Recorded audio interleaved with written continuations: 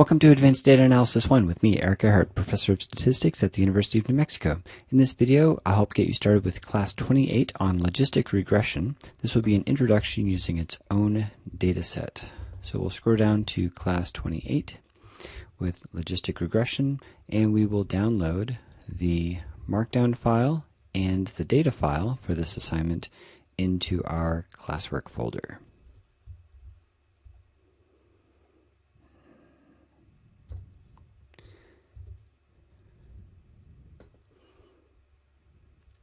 This data comes from the Adolescent Health database, Wave 4. It's a data set that I sometimes use for this class for large projects, but there's a couple interesting variables that we're going to use for the logistic regression. So let's open up the Markdown file and knit the R Markdown file. Make sure we've got a working document, and we'll look at it and we'll go through the assignment. The basics of this assignment is to look at whether or not, what the probability is that someone has had a pregnancy in their lifetime, conditional on the age at which they first had vaginal intercourse. And there's data on this in the Adolescent Health database, so we get to answer this interesting question.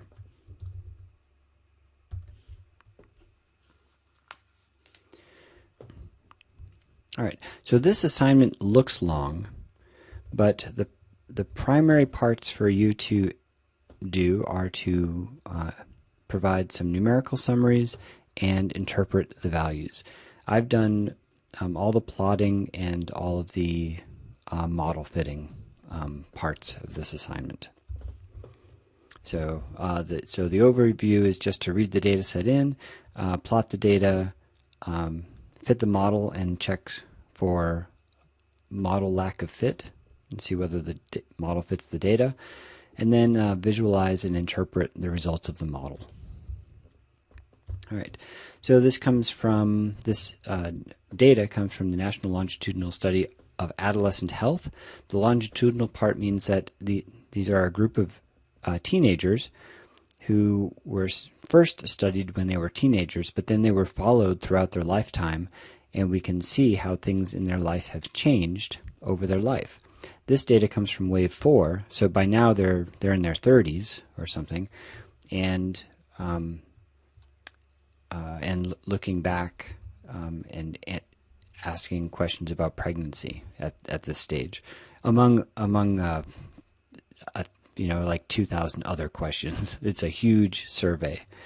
Anyway, so the research question for us is there a relationship between having at least one pregnancy and the age at first vaginal intercourse for people in their fertile school years? So the data that we have actually for their first intercourse spans wider than this. In fact, I think I maybe want to change this to 24. I have it down below. Anyway,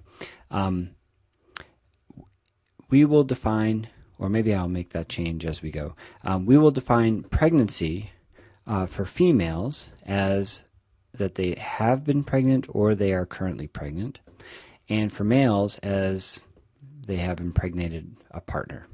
Okay, and the intuition here is that the younger you are when you start having intercourse, the more opportunities you'll have for pregnancy, so the more likely it will be that you've experienced at least one pregnancy in your life. So let's see if this intuition is seen in the data.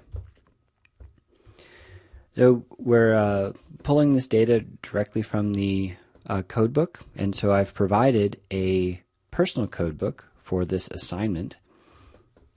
And I just want to note here that if you get in the habit early in your data analysis career of providing a personal codebook for your work, you can give the analysis to someone else to read, and without having to explain what the variables are.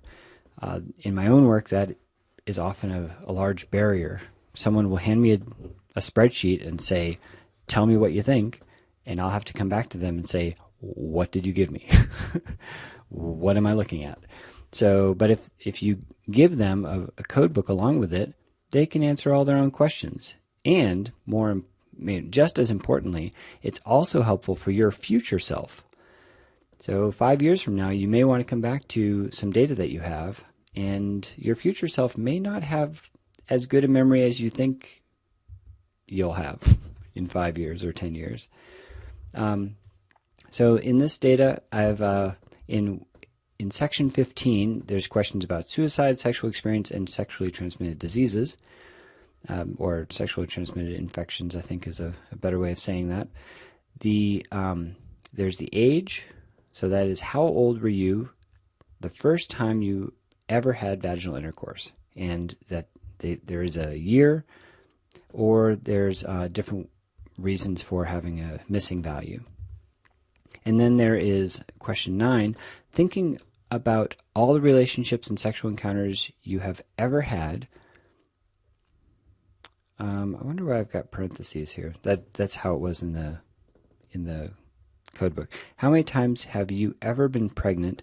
How many times have you ever made a partner pregnant? Oh, I see. The parentheses are that male-female differences.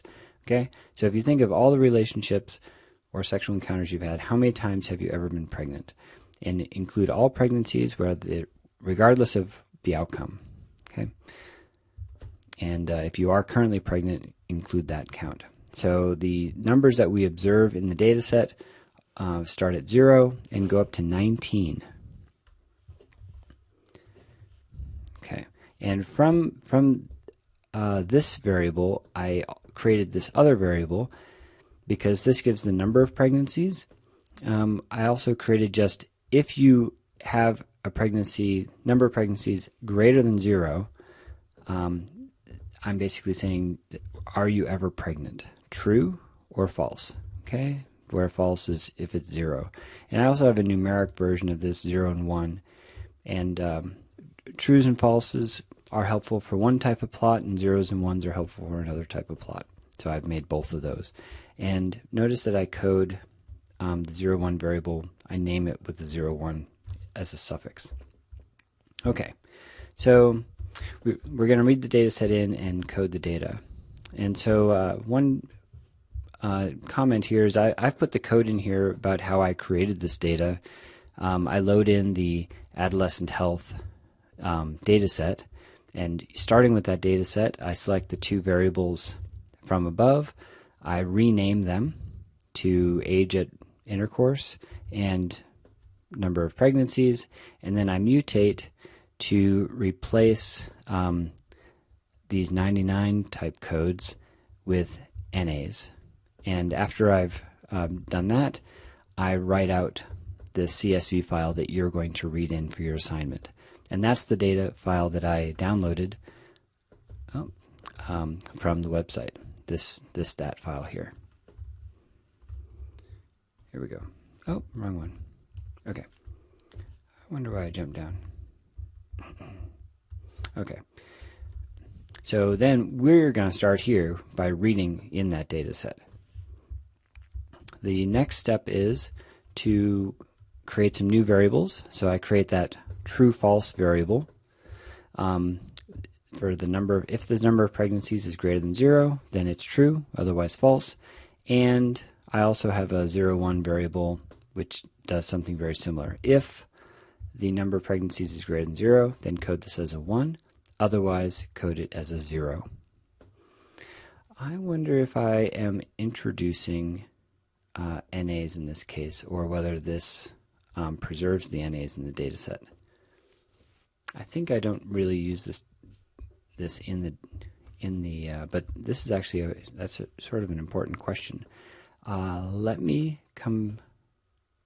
resolve that question right away, because that is an important detail. We don't want this if-else to impose a bunch of,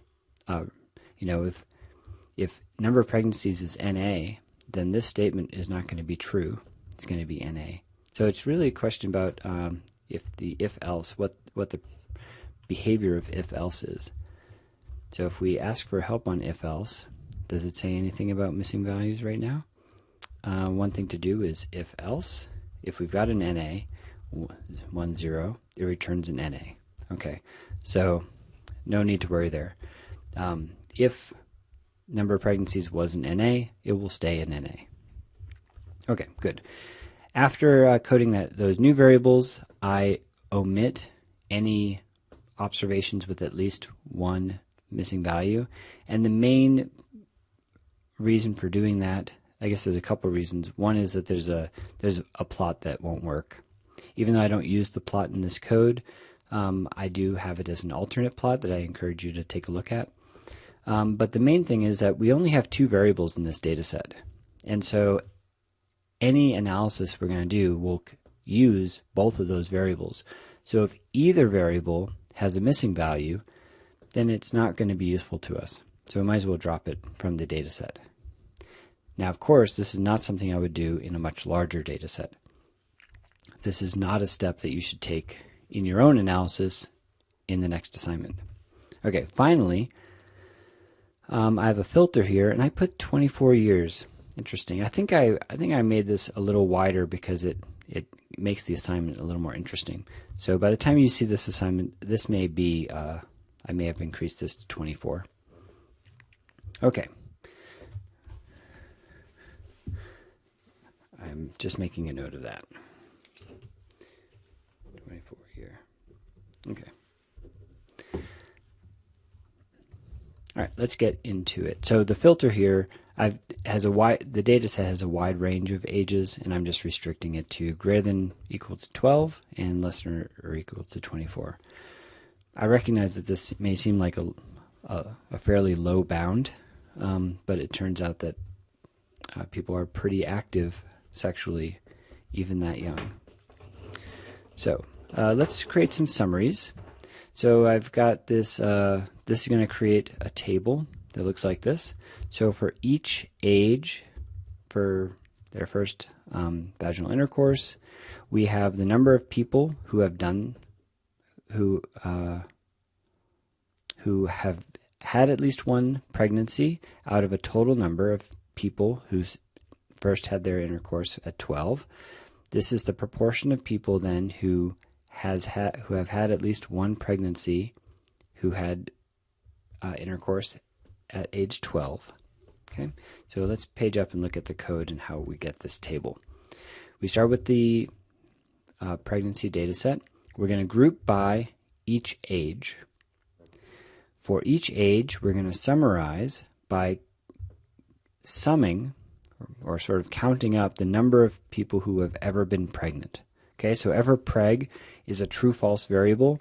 Whenever you do computation with a true-false variable, falses are equal to 0 and true is equal to 1. And so when you sum a true-false variable, it counts the number of true values. So that's the number of successes. N, parenthesis, just counts how many observations there are. And that gives us the total. And this works because we've dropped all the NAs previously. If we have not dropped the NAs, this would not work. Next, we calculate an estimated proportion of pregnancies for each age group. So that's the number of successes divided by the total. And then we ungroup and we get our summary table. So that's these proportions. So the younger you are, 12, 13, 14, you have these much higher proportions of having at least one pregnancy than if you start having intercourse later in life. And it's quite a big difference. Look at these 80 and 70% compared to, the high 30s. All right, let's plot these data. We're going to start on the probability or proportion scale because that represents the data as we want to interpret it on these proportions. P hat, right? P stands for proportion. P hat is the estimated proportion. The name hat comes from the notation that you would put a little caret or a little hat. Think of your Shift 6 key on your keyboard. That caret would go over the P to indicate an estimate of the proportion, of the true population proportion. So there's a lot of code here to create this plot. It just shows how much care I put to create a nice plot here. And maybe we'll take a look at that code briefly. So there's quite a bit of information on this plot. On the vertical axis, there's a 0 and a 1. That's basically success is a 1. Those are the people who have had at least one pregnancy, and that's what this first label on the y-axis is. At least one pregnancy, 0, 1. So people who have a 1 have had at least one pregnancy, and people with a 0 have not. So all those little green dots are all the observations in the data set. Then we have these black circles, which are the summaries. Those are the p-hat values, the estimated proportion of people who have had at least one pregnancy if they had their first intercourse at a certain age. And so we have up here starting at the 80 percentages and then coming down here to the high 30s and low 40s, okay, as they get older. We have this red line, which is just a smoothed curve, and the degree of smoothness in there, or basically that the curve is, let's see, I need to say one more thing. The size of the points is based on the sample size. Okay, so the largest points have the most number of people represented, and you can see the density of the points up here, right? So people who are, it's most common perhaps to have your first intercourse encounter somewhere between, say, 15, 16 years old, and that's for people who have both had at least one pregnancy and not had one pregnancy. Perhaps maybe for those who have not had at least one pregnancy, maybe it's more like 16, 17, 18. Okay, and so the size of this point represents the total number of people in this column. All these green points up here and all these green points down here add up to the size of this black dot here. And so this red Loess smoothed curve is weighted by the number of people in each of these points. Okay. And the captions down here describe all the things that I described about the green, black, and red, and so on. And I think this code is quite readable. Maybe the one thing that I'll state is that the first ggplot line, let me make this a little bigger again, uses the original data set and plots all the original points with the geom jitter. Okay, so it's plotting all those green points. The summaries, in contrast, are using a different data set. It's using the summarized values where I had calculated p hat, the proportion of people who had had at least one pregnancy for each age group. So this is a thing that I really like about ggplot. You can incorporate multiple sources of data in the same plot. And then I just do a few things with the axes, and then I create a lot of labeling. I needed to create a lot of labeling because I've got 3 colors going on. I've got the axis, the y-axis, standing for 2 different types of values, the green values and the black values. And so, you know, you need the right amount of captioning to describe everything that is happening in your plot. All right, so in logistic regression, we're going to fit this sigmoidal curve, this sort of lazy S-shaped curve, to these proportions. And we do that by actually fitting a straight line relationship on the logit scale. So on the logit scale, let's see, do I have a, I think I have, yeah, so down here when I discuss the model, I talk about the logit scale, but it's a function of the proportions. So the odds, right? So all this is covered in lecture notes, and I go into a lot more detail there. But P is the probability of success. P divided by 1 minus P is the probability of success divided by failure. That ratio is called the odds. And these are the types of numbers you hear when you think about gambling in Las Vegas or something, the 3-to-1 odds, right? So you have 3 chances you'll win, 1 chance you'll lose. That gives you some information about the probability. That ends up being a probability of 3 out of the total 4, 3/4. So you take the odds and you take the log of the odds, and that relationship should be able to be modeled as a straight line, or at least some function of x, which x in this case being age. Okay, so what we need is, if we take the log of the odds, do we get a straight line relationship? If so, then this model should fit pretty well. If there's curvature, maybe we need to fit a polynomial where we have an x squared term or something like that. So let me page up for a moment, and we're going to look at the data on the Logit scale. The Logit scale is the log of the odds. So on the Logit scale, let me make this a little bit bigger. If points follow a straight line, then we can fit a simple logistic regression model. Note that the overlaid reference line, so I'm already sort of pointing to this plot down here. Why don't we take a minute and look at this plot?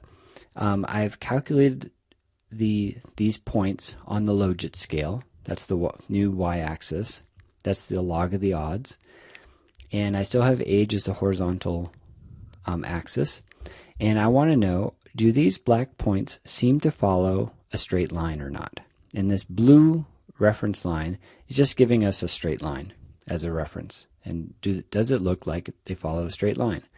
I plotted also the lowest smoothed curve just as a way to compare, does the red curve seem to follow the blue curve? And it looks like it follows it darn well up until about you get to maybe 20 or 21, 22 years old, and then it seems to deviate a bit. Okay, and I'm going to discuss these points briefly, and you're also going to discuss these in a response to the assignment. So let me page up a little bit now that we have this image in our heads.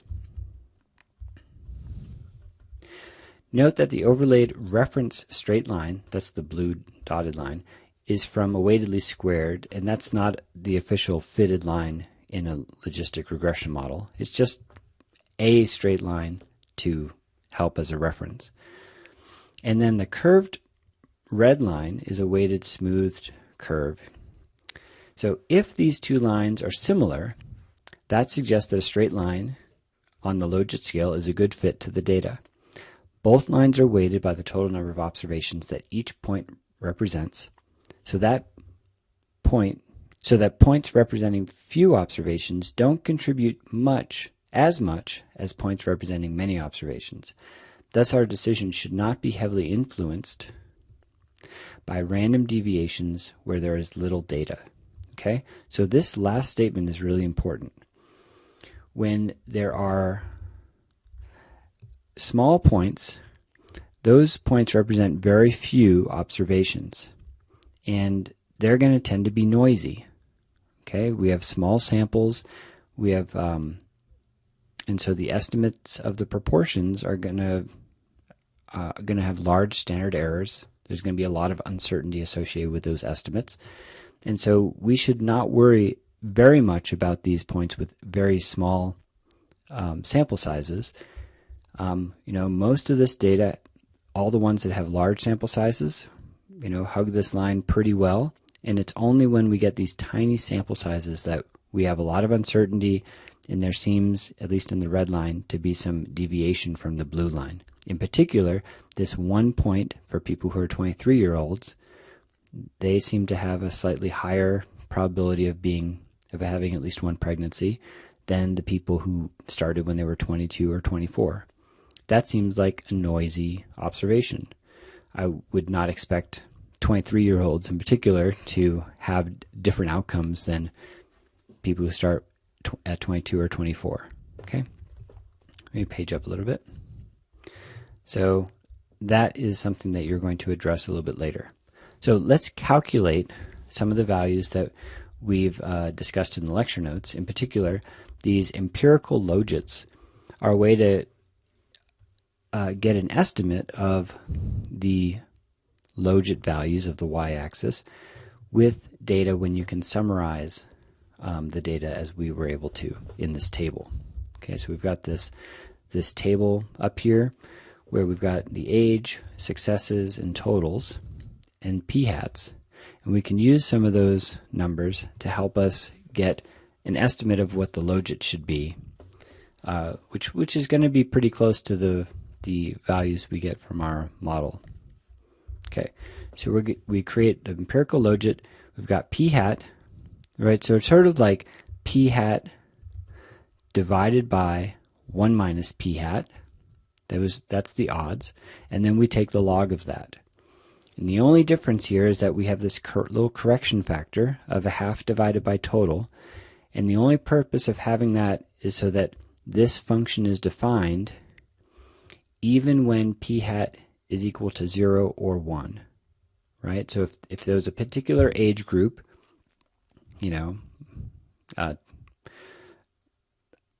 just choose a number for age, that had, where everyone had at least one pregnancy, then we would have a 1 divided by, well, it's 1 minus 1, and so that's a 0 in the denominator, so that would be undefined. Similarly, if we had an age group that had 0 successes, 0 pregnancies, that would be a 0 divided by a 1 minus 0, so that's no problem yet. It's a 0 divided by 1, so that's just 0, but the log of 0 is undefined. Okay, and so this little adjustment factor is where total is the total number of observations in an age group, gets us away from those boundaries of 0 and 1, which allows the logarithm to be taken and gives us a defined value. And I discussed that more in the lecture notes. Anyway, so we've computed the empirical logits. Now I'm going to create the plot that we just saw. So we've got this summary. Oh yeah, I did put that empirical logit value into the summary table. And then I just plot those empirical logits. I plot them as points. I also smooth them with a straight line. That's the LM. I also smooth them with the lowest value, which is red. And then I adjust the scales a little bit, the X and Y scales, and I create a bunch of labels. Okay, and that gives us this plot right here. All right, so and then I've got, finally, 15 minutes into this video or whatever, I've got a question for you.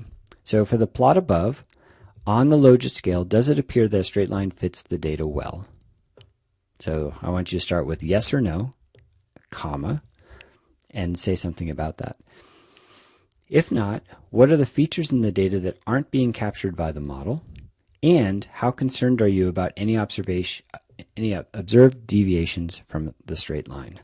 Okay, so my conclusion here is that this data fits, or rather this model fits the data very well, the straight line. There's some values in the right tail, in particular maybe these last two values, that are quite different from this straight line. However, because of my comment before, because those points represent very few observations, we shouldn't let our conclusions be strongly driven by those few points. So if you can summarize something similar to that, I think that's what we're seeing here. This is quite a good example of a good scenario where logistic regression is going to work. All right, next, our logistic regression model. So I've already just discussed this model briefly. If you go through the algebra of solving for p, you should get this equation here.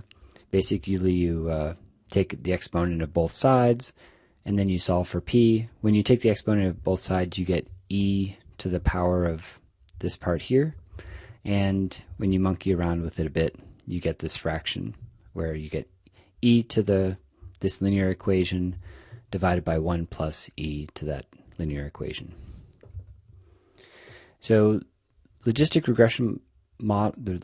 regression model models a binary response, right? So a binary response is one where each observation can fall into one of two exclusive and exhaustive categories: success and failure, where success are the cases with the attribute of interest. So in this case, it's at least one pregnancy, and failure is 0 pregnancies.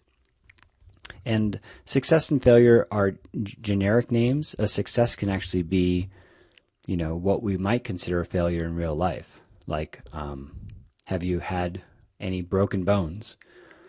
That would be, if you've broken a bone, that's a success, and not broken a bone is a failure. Okay, so there is no real positive and negative attribution to the word success and failure in this case. So let's fit the model. We use the generalized linear model function, and we've got at least 3 arguments that we need to specify. We specify the data set. We specify that the family of this generalized linear model is binomial, and that binomial response gives us our logistic regression. And then we specify what we're modeling. The right-hand side is the age, and on the left-hand side, this is a bit unusual. There's 2 columns. C binds 2 columns. The first column are the numbers of successes, and the second column is the number of failures. Right? So success is the total is the number of people who have had a pregnancy, and total minus success are the number of failures, the number of people who have not had a pregnancy. This is not a judgment about, you failed to become pregnant. It's just that the attribute that we are interested in is people, whether you've had at least one pregnancy. All right, so we fit the model, and we can, we want to know whether this model fits the data well. And unfortunately, there aren't very many model diagnostics for logistic regression.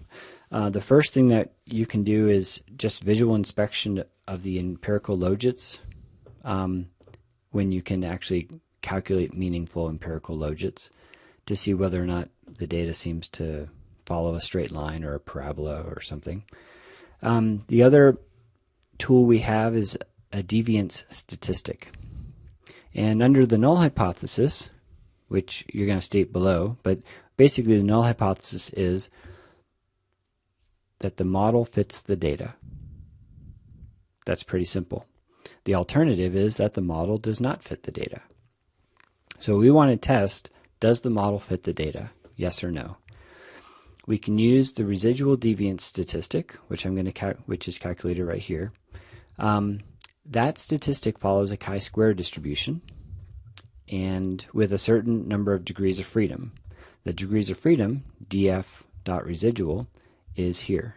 It's basically the number of groups, or the number of unique x values, so the number of unique ages. So we've got a statistic of 17 with a degrees of freedom of 11.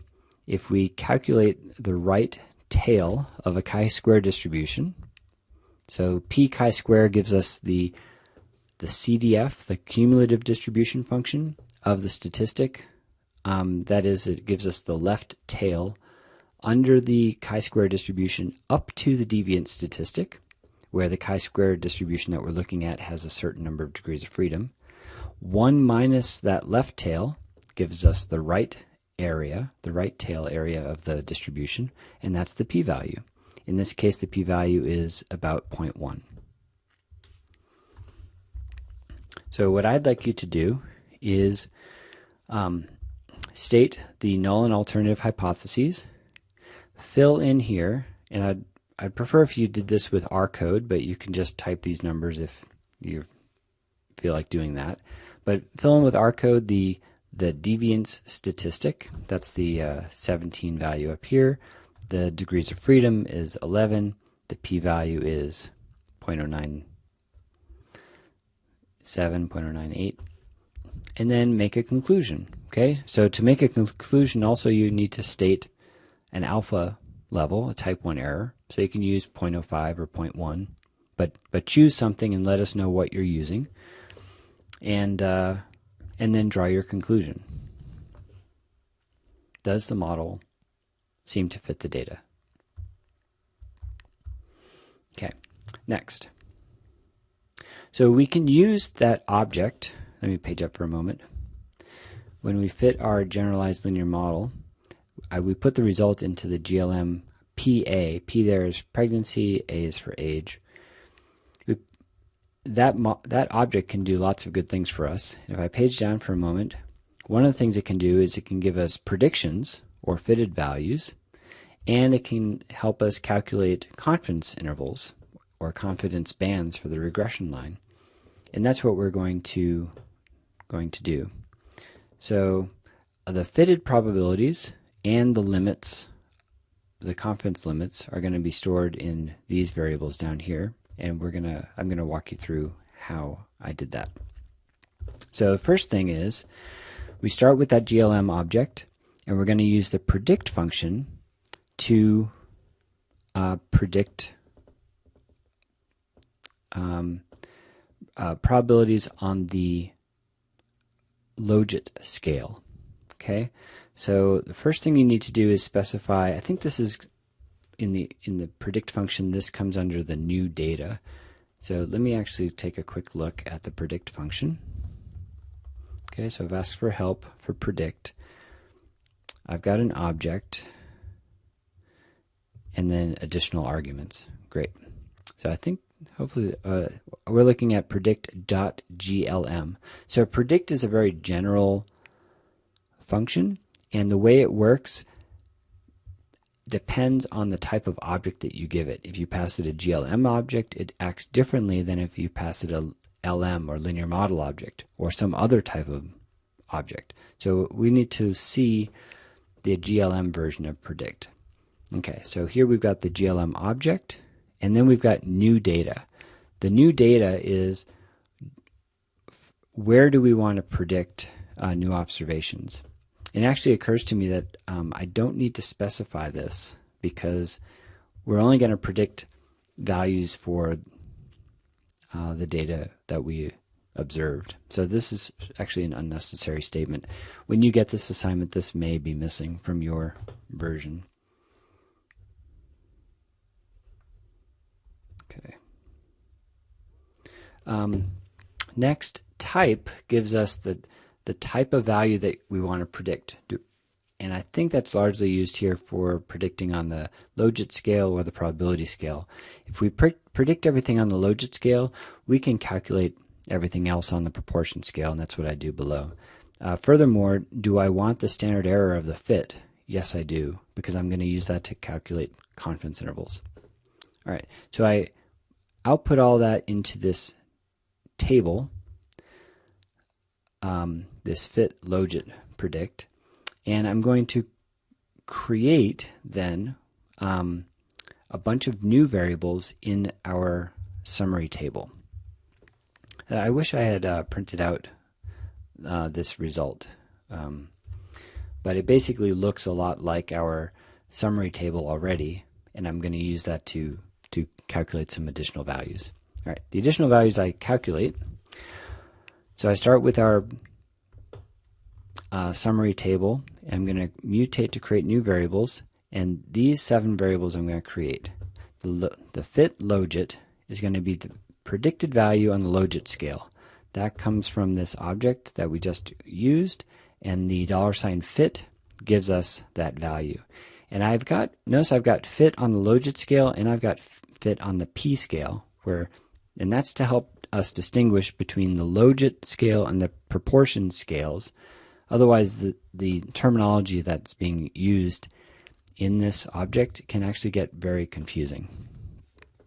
So I've got the fitted values on the Logit scale, I've got the standard error, and now how do I calculate confidence intervals? Well, proportions follow a normal distribution asymptotically, and so that means that confidence intervals are going to be based on the estimated proportion or the predicted proportion, so that's the fit logit, that's this value, plus or minus roughly 2 standard errors. Okay, if we want a 95% confidence interval from a normal distribution, we go out to 1.960 times the standard error. Okay, so we've got the lower bound when we subtract the margin of error, and we have the upper bound of the confidence interval when we add the margin of error. Next, we can take that stuff on the logit scale and put it onto the proportion scale just by using that inverse logit function. So let me page up for a moment and we'll take a peek at this. So how do we get from the logit scale, which is this equation here, and get to the probability? Well, we need this value. We need this right-hand side. Okay, so e to that value on the logit scale divided by 1 plus e to that value.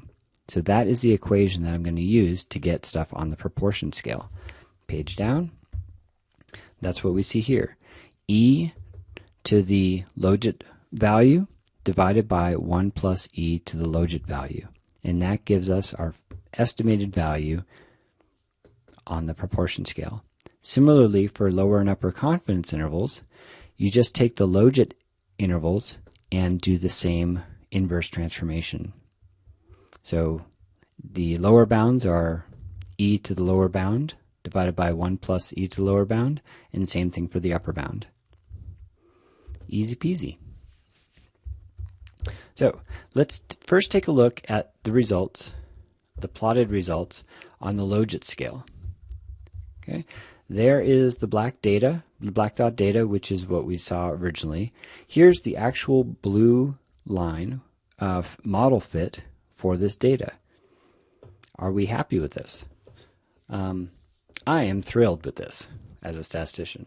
Right, we've got a couple points that have a little bit of deviation out on this right tail. Maybe this point for 19-year-olds is a little bit low, but overall this is quite a nice trend. We have a solid negative slope here. This is great. This is something that I could publish. Okay, if I was the first one to see this. And this is on the logit scale. So let me just page up for a moment and show you how to create this plot. You can see that I've got, right, the black points are the observed data summaries. The blue line is the logit regression line. The blue dots are the predictions from the model. And you can see the blue bands is the confidence interval, or the confidence band for the regression line. And I've annotated all that down here in the caption. All right, let's go up and just take a look at the code, since I've got a lot of things going on in that plot. I start with the data summaries, and on the x-axis we've got the ages, and on the y-axis we've got those empirical logits. And those points are being plotted down here, those summaries, where the size depends on the total number of people in those estimates. So that gives us the black dots. And I always plot the data, or almost always plot the data last, so that the data are on top of the summaries, because I think, generally speaking, that the data should be the most salient feature and not the summaries. But there are times that I deviate from that when I really want to emphasize the model estimates over the data. All right, before that I plot the data. So I start by plotting the ribbon, which is, a ribbon is, you basically draw two boundaries and you fill in everything between it. And so the minimum value is the lower value, the maximum value is the upper value, and I want to fill in everything in between that with blue, and that's it. Okay, I set alpha equal to 0.02 so that it's a little bit light color. So if I page down for a second, that's why we have a light color band behind, because I set alpha equal to 0.2. If you change that to alpha to 1, then you get this dark blue line, or dark blue band, and it makes it impossible to see this line unless you were to change the color of the line. Okay, so on top of the ribbon I plot the line, which are just the fitted logit values, the mean proportions. And then I also plot some points, which are those same values. And so those are the blue dots on top of the line. And the only reason for plotting the blue dots, I guess, is that it really emphasizes where there's data and where there isn't. We don't have data for people who are 22 and a half, and that's because everyone from 22 to 20, right up to 23, but not including, they all get rounded down to 22 years old. Not really an important detail, but there we go. And then the rest of the plotting code just set some breaks for the axes so that you've got some more reference points, and I create a bunch of labels. All right, so the thing for you to do is say, do you think the model fits the data well? And you can replace those triple question marks with your answer. All right, next, and this is where we really want to get to, we want to make some interpretations on the probability scale. So I've created a new plot. It basically is exactly like just the previous plot, except everything's on the probability scale. So I've got, just as I had in my original plot, where I had those green dots, I've got those green dots again on the top and bottom, which are all of our observations. For each person, they were a certain age and they were either had at least one pregnancy or they did not. Then I've got my summarized proportions, those black dots, but now finally I've got the model fit, the blue line and the blue bands and the blue dots, which come from the regression model. All right, so a lot of this is similar code as before. Let's see, so these are the data points that are green, okay? These geom points are the summaries. Those are the big black dots. And then this section are all the model fits. So I've got the ribbon, the line, and the points. And the only difference now here between this and the previous plot is that instead of the logit scale, I now have fit P. So I've got the lower value and the upper value for the ribbon. And I did need to put in this y equals fit P, because otherwise it was inheriting this value from this other data set. So I've got, right, maybe worth spending 20 seconds on. So the original data set is what I have in the ggplot. In my aesthetics, I assign the x variable and the y value there. Now, that x and y variable is going to be used for every other geometric object, every other geom, unless I specify otherwise, even if you specify a different data set. So in this case, I've specified a different data set. I'm not looking at the original data set of every observation, but I'm looking just at the summaries down here. And if I did not specify the age for x, well, actually, I think it works if I don't specify this, because it inherits that aesthetic mapping from the original code. But if I didn't specify this for y, because the ever pregnant 01 is not in the summary, I get an error because it looks for this aesthetic. Any aesthetics that you define in this ggplot apply everywhere, but it looks for the y, ever preg 01, in this data set, and it doesn't find it and gives an error. So in that case, I redefine y as fit P. It actually does not use that variable in geom ribbon, but I need something there so that it doesn't fail to find a variable that doesn't exist. I think you can put something else in there too. I forget, maybe you can put null, capital Null, all caps, or there might be like an element empty or something like element blank. I forget. But you need to put something there so that you don't get an error. Okay. Anyway, so I've got my ribbon, I've got my line, I've got my points. All of these use this summary data set since I'm plotting these summaries, and I'm using all the fit P for the proportion scale. And then I've got this beautiful plot, and this is the plot if you were doing a logistic regression in your own analysis and you were publishing a paper. This is the plot that goes in the paper. It's the final plot. And I've got more data on here than you would typically use. Or more information. You've got, right, the actual observed values, and you've got the summaries and everything. So this is a great plot for a publication. There's this alternate plot which I used to always use right away, and it's worth looking at. What I like about this plot, and maybe I'll take a moment and run this. Let's do run all code chunks to get all the data in, but it's going to fail because I didn't set the working directory. Okay.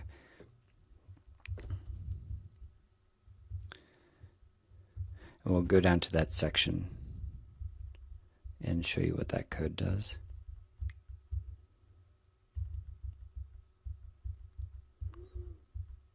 Makes a pretty nice plot, actually. I'm hoping that if I do an uncomment, it will remove,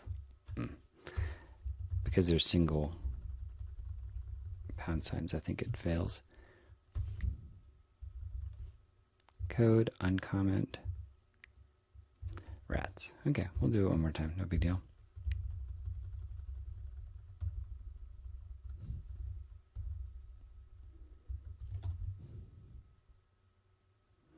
Okay, let's make the plotting area bigger.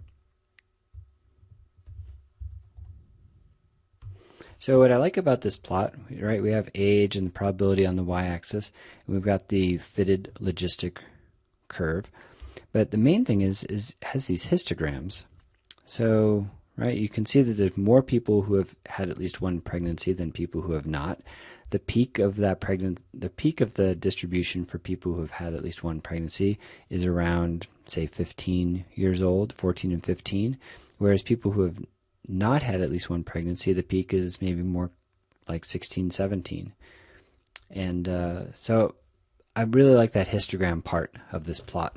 It's got the axes for those histograms on the right there. So I just want to point that out. Someone had a nice idea. I want to give them credit for that. All right.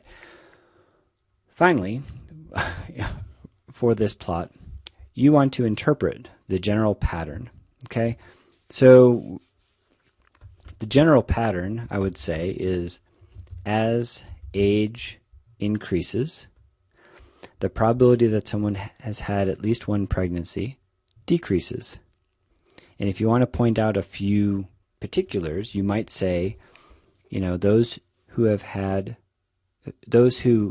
their first intercourse at, say, ages 12 to 14 have about an 80% probability of having at least one pregnancy. By the time that they are 19, their chance is about 50%, whereas people who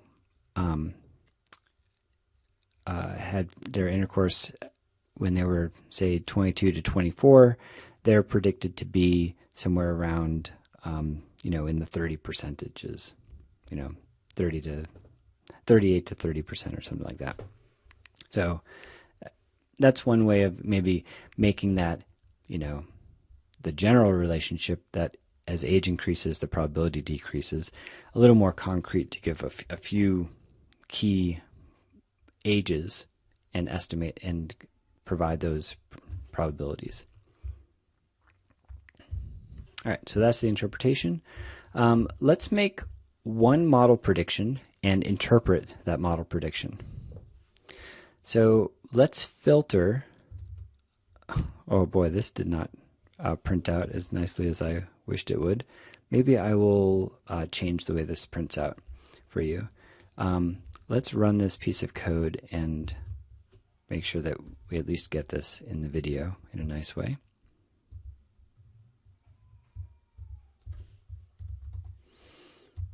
Okay, I think if we do an as data frame,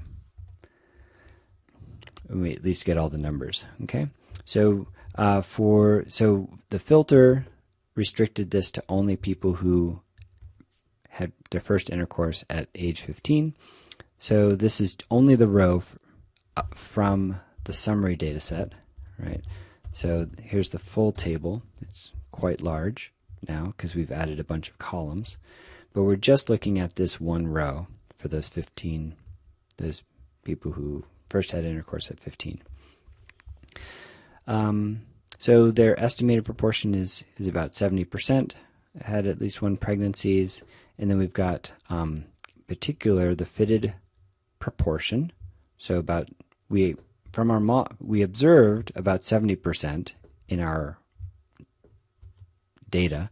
Our model predicts from the population that we'd expect about 71.5%, 72%, and with the confidence interval going from about 70% up to 73%. Okay, so those are the values that are going to be used in this next section. Okay, so I say, complete the statement below, and I want you to use our code in the sentence to automatically print the values using the code for the first value to replace the question marks. So I'll show you in a moment what that means, but I've got this long sentence. I basically just want you to state what the confidence interval is. Okay, using the model, the estimated population proportion of pregnancy when age at first intercourse was 15, that estimated proportion was 71.6%.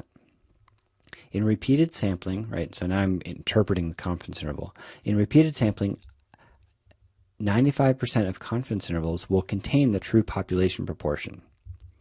Our data gave us a confidence interval of, and I want you to fill in those two values. And so let's go look at the code that is related to this question. Here we go. Okay, so there's the question. The main thing here is that I've got this piece of R code right here. Oops, rats. Okay, so all of this returns to us the estimate. Okay, the fitted p-value. So what have I done? I've taken the whole data set, and then I filtered to get just the row for people of age 15, and then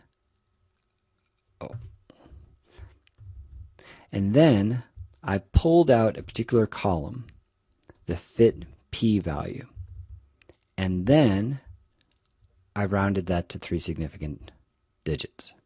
Okay, so in our big table, well, in my big table, I guess if I scroll up it just a little bit, here it is. Here's just the row, right, for 15-year-olds. This is the row for 15-year-olds. I have filtered for just 15-year-olds. That gives us this row. I pulled out the fit underscore p value, and then I rounded that value to 3 significant digits. So that's just sort of a way to pull one value out of a table. To get the confidence interval, I need to also pull out the lower and the upper bounds, right? So instead of pulling out fit p, I got fit p lower, and I've got fit p upper. Okay, so if you take in the R code this row or this line and copy it into these where these question marks are, and I guess I would even make that, go ahead and make that sort of 2 separate lines if you want.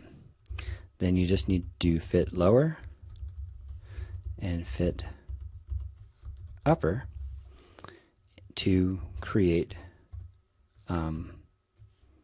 that confidence interval. Okay.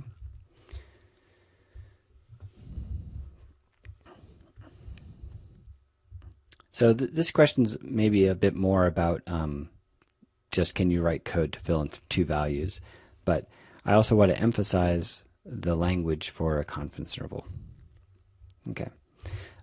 Next, we've got the summary table. Gives us maximum likelihood estimates and standard errors of the regression parameters. And in particular, it's this table right here. So we've got the intercept and the slope, and this is on the Logit scale.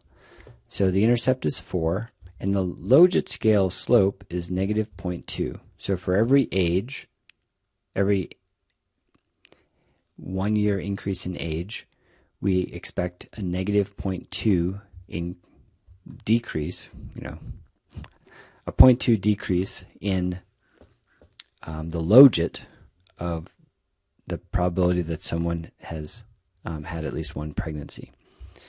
We have Z statistics, which are the estimate divided by its standard error. And we have a p-value based on a normal distribution. And that's basically what this stuff says up here. And we are testing in this p-value column whether or not the population parameter for the slope or the intercept, whether each of those equals 0. And in this case, because p-values are very small, we have a lot of evidence that this slope is not equal to 0. Okay. Furthermore, we get a little additional information. We get the deviant statistic, and that's what we looked at before. Okay, the 17, and we did a chi-squares test about model fit. All right, so I would like you to fill in these rest of these question marks. The first part here is to complete the equation below with the regression coefficients. So I want you to fill in the intercept and the slope. And you can do this by just typing in these numbers. That will be fine. Another way to do it if you wanted to is you could either use the coefficient function for the linear model object, or you could try to find this table in the summary results. Okay. What would I do? I might use the coefficient. So let's take a look at what that looks like. There's the coefficients, and the first one is the intercept, and the second one is the slope. And you can easily fill that in a sentence. Okay, so the maximum likelihood estimates of the predicted probabilities satisfy this equation. Next, interpreting the model coefficients is tricky because they're on the Logit scale rather than the probability scale. And but right now, let's just interpret the quality of the slope and the intercept. In particular, interpret the sign of the slope. So we saw earlier that the slope is negative, and when we look at the curves, they're all going down, right? So the general trend is that as age increases, the probability of having at least one pregnancy decreases.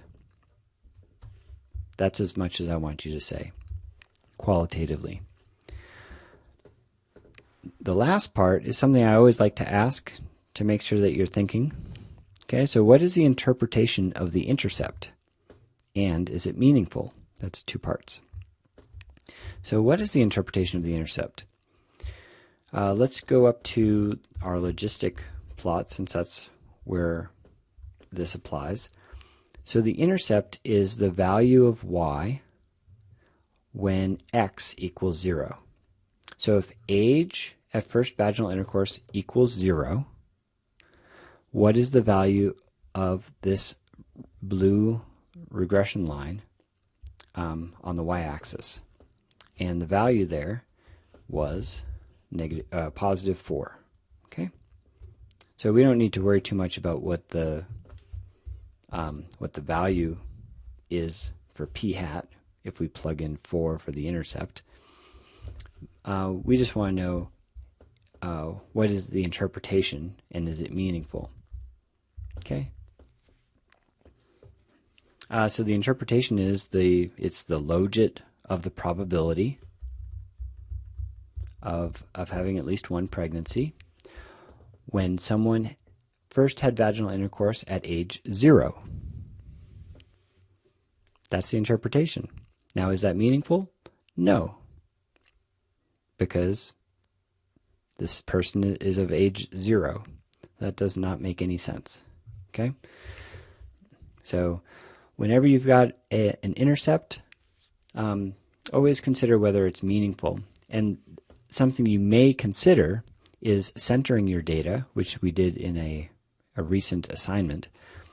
Center the x variable to put the value of 0 on the axis to give yourself a meaningful intercept. So in this case, you might think of, say, putting 16 or 18 as the intercept value by taking age and subtracting 18, say, and having that be your intercept value. Then you've got an intercept that you can interpret.